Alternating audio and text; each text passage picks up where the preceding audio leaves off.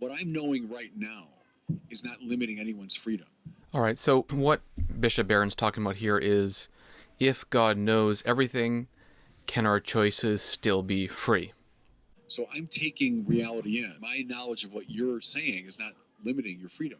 Well, that's the way God knows everything. God knows everything, not so much from the past looking to the future, but God knows everything in one great glance. So Aquinas talks about the Okay, he seems to be alluding to Boethius' definition that God sees everything as an eternal present to himself. That is, God's outside of time and space and motion, at least as we experience it as human creatures.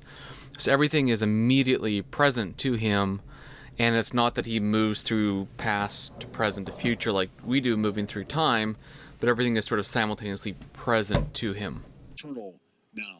So that's the world that God lives in. And so he can know everything without thereby determining everything that he knows. Yep, I think that's right. He's obviously not nuancing it or giving the full detail because he's answering a very simple question here.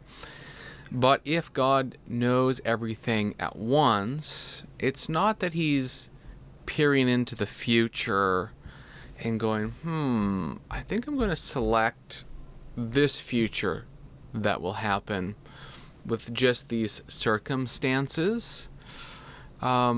It's more the case that he is outside of our order of time, and those are merely, let's say, theoretical ways of talking about God. They are logical or conceptual ways to think about God, but they're not literal, at least from his perspective. Maybe that's the only way we can conceive of it.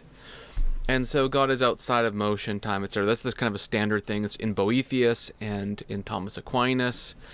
I have to look at the passage that Bishop Barron is citing from Thomas, but it sounds very similar to the Boethian idea. Yeah, I would say that there's something to this. I think it's maybe at least the simplest way to talk about it. If I can know everything around me is the way it is at once without, foreordaining it, could that be the same way that we could talk about God's knowledge? Now, where it gets more complicated is that God's knowledge of how things are is related to him as being the creator and sustainer of all things by his providence. So if you're going to use a more reformed or scholastic way of talking about this, you will say something to the effect that we are contingent or dependent on God's being to exist, and all that we do is related or dependent on God who is and made us to be. And this creates a sort of ontological dependency from us towards God that requires God's sort of active willing in and through everything all at once. This is called concurrence. And you end up finding a conclusion that is more full than Bishop Barron gave here, that says something like this: God, through usually something called pre-motion, wills all things to happen without vitiating or destroying our freedom of choice, so that every moment we are willing concurrently, God's will and ours, and yet in different ways according to different orders of causality. God is first cause, is outside of space and time, etc. Just like Boethius said, God sees all things as present to him at once. He's not moving through time like we are, not constrained by material space like we are, but he's infinite, has no borders, boundaries. By contrast, our order of causality is a second order causality, and so we move in and through time, and we see things kind of like a dominoes sequence, which is different. And so in some inscrutable way, we are able to say that God is sustaining all things at once, and everything that happens is in accordance with his will, but that doesn't constrain or destroy or vitiate or whatever our free choice because of the different levels of causality.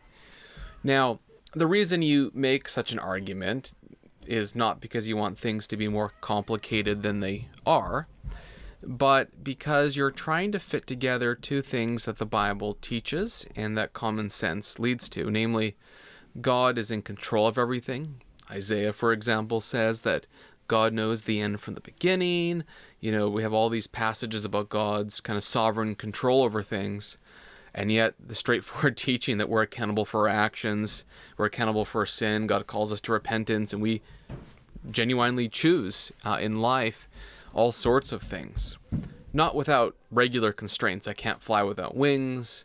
I can't choose morally good things because I have a corrupted nature apart from regenerating grace and so on. But there is a real sense of freedom that we have. It is by the fall and through the corruption of our flesh deeply damaged. But in salvation, Christ awakens us and frees us from being enslaved to the passions and desires of the flesh, and therefore grants us a more full experience of freedom, and therefore free will and free choice. If you want to learn a little bit more about this, I recorded a reaction video to William Lane Craig on Molinism, and you can click and watch that now. Subscribe, like, comment, all the normal stuff as well. I would appreciate it. Thank you.